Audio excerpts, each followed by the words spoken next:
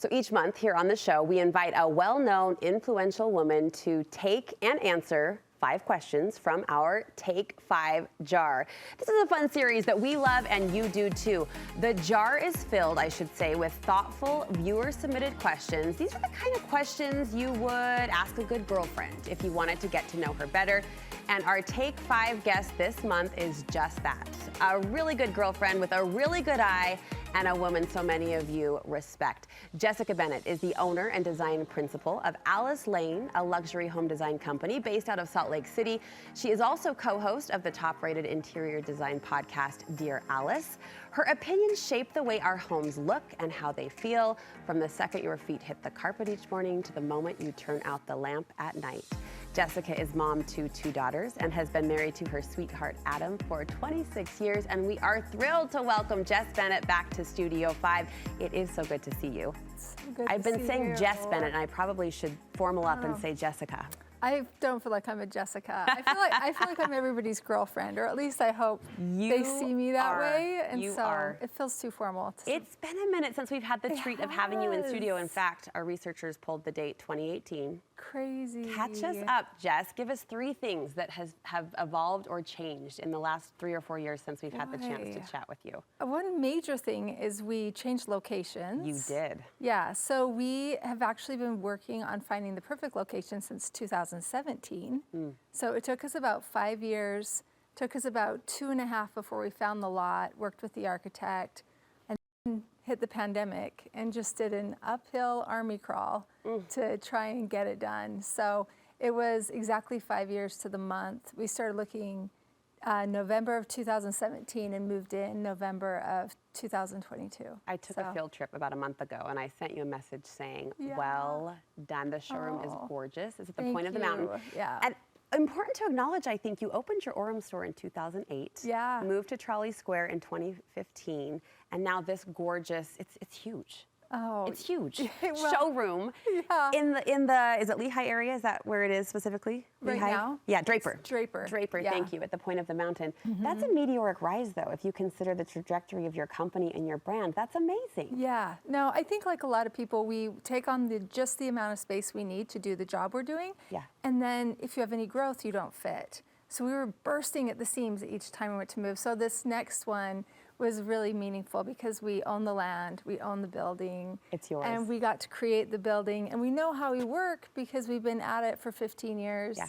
And so it was really fun to get to work with an architect, to do what we do for everybody else and do it for ourselves. Yes. And now we get to own this a little tiny bitty 2 acres of Utah, which feels really good instead of renting. It's substantial. It's significant. Yeah. Was the pressure on, though, to design a design showroom? I mean, you know what you love. Yeah. And you have that keen eye, but I imagine there was still pressure to get it right. Right, because we've seen things change since 2008. We know how trends change. We don't want to fall to too many trends because you want the showroom to be beautiful forever. Yes. And so, yeah, will we regret something in 10 years? I'm sure we'll repaint. I'm sure we'll do something different. As we do.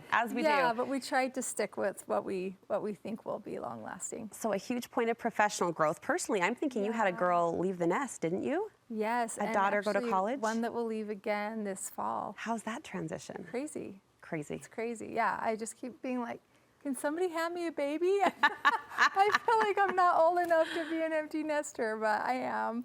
I am old enough, and yeah, it's really like a wild emotion to experience. You know, you kind of want to hang on, but like Jerry Seinfeld said, it's like when you have a baby, you bring home a baby alligator and you keep him in the bathtub, and at some point, it's not safe for the alligator to be in the house anymore. And that's kind of where we're at with our youngest. Yeah.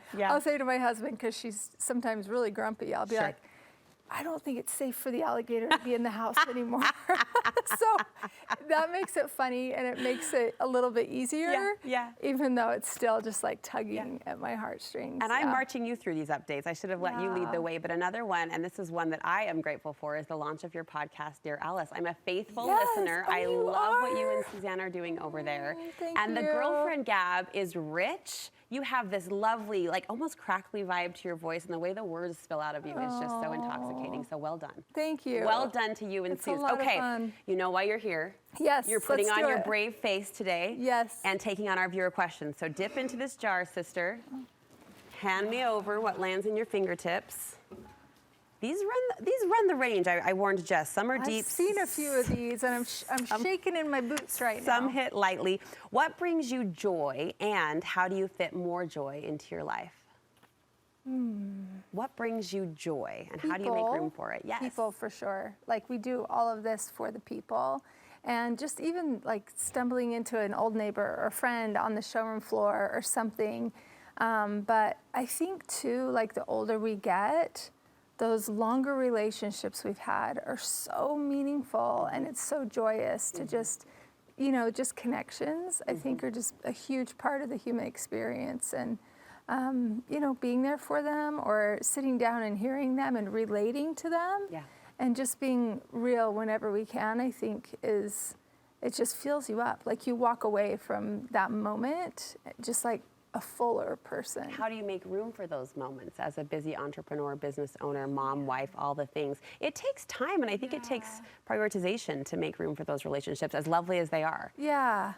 Do you know what? I mean, I feel so bad for the people I work with, because inevitably, one of the things that we're doing right now in the company is we're designing our own furniture. So inevitably during the day, I'll be like, I want to go out and I want to measure that foot height on 5 different chairs in the showroom to make sure we're getting our feet height right, or to make sure we're getting our seat depths right, or whatever. And we luckily have this little design laboratory sitting out on the showroom floor that we can go measure things. And then sometimes I'm like, you should go measure it, because if I go, I'm gonna maybe get 10 people. Right? And so.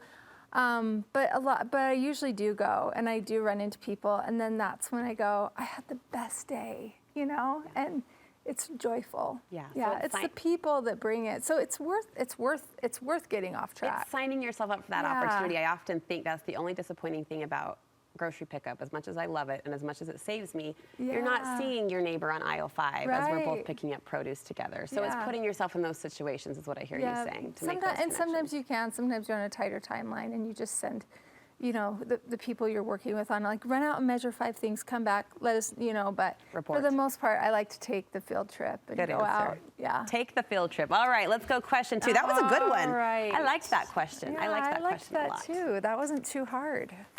What would you do if you knew you would not fail? I love that so much. I don't see failure holding you back. Oh, man. Fear of failure. You know what? I feel like failure is the best teacher.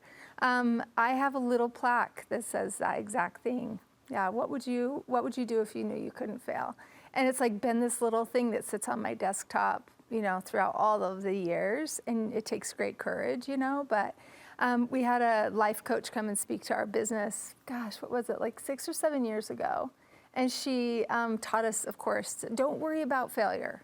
She was like, you just have to think of yourself like the way you used to do it. She'd be like, just say, we were cowboys then. That's how we used to do it, but now we know better, and so we're gonna do it like this. We were cowboys then. And so she said, so whenever something happens, just think, hooray for failure, you know? And I hear inevitably a large crash in the back stockroom, and I'm like, oh, another ginger jar just went down. And then the store manager yells, hooray for failure. And then we can all laugh about it, and then we're like, we should probably get rubber grippies for the shelves so that, you know. Because we were cowboys then, but no ginger jars will break going forward. We didn't know about that. Yeah. We're going to get rubber mats. We're going to fix it. We learned. And we do a thing with the Design Center every Monday where we say, what are our lessons learned this week? And we basically are inviting people to say what their failures were. So I love that. Collectively, we can all learn so that we're all like, oh, okay, so when they're measuring draperies, make sure they always tack on this so that they can really hit the floor instead of being high waters. Or I love that. What else happened? And then we don't all have to fail. We can all learn from the one thing. So what a great question to even throw out at the family dinner table. What did we learn this week? What lessons learned, right? I like that so much better than the traditional high-lows. We're not emphasizing the failure, we're emphasizing the progress, right? Totally. Okay. So micro failures all day, every day, but as long as we're learning, then we're not failing. Hooray for the failures. Yes. Let's get one more in before a commercial break. I've got a producer tapping her toes at us. Okay, here we go. This is usually the game we play around here. What do you value in a relationship? They didn't specify which relationship, but what do you value most in a relationship? Oh, I think authenticity. Yes. You know, we feel that when we connect with people and we talk to people and we feel like we're getting real with them. Or, if, you know, if they can't, you feel like, well, let's ask different questions. But all in all, I think for me to be good at my job, I have to really understand people and what makes them tick and who they are and ask the right questions. And you just have to get there faster with authenticity. And so I value that in all my relationships, even not just with people I'm first meeting. I just love it. I love the real. You get there faster Yeah. with authenticity. We are soaking you up, sister. We're going to push Yeah. pause. Jess will be back answering the final 2 of our Take 5 questions when we come back. More on Studio 5 right after this.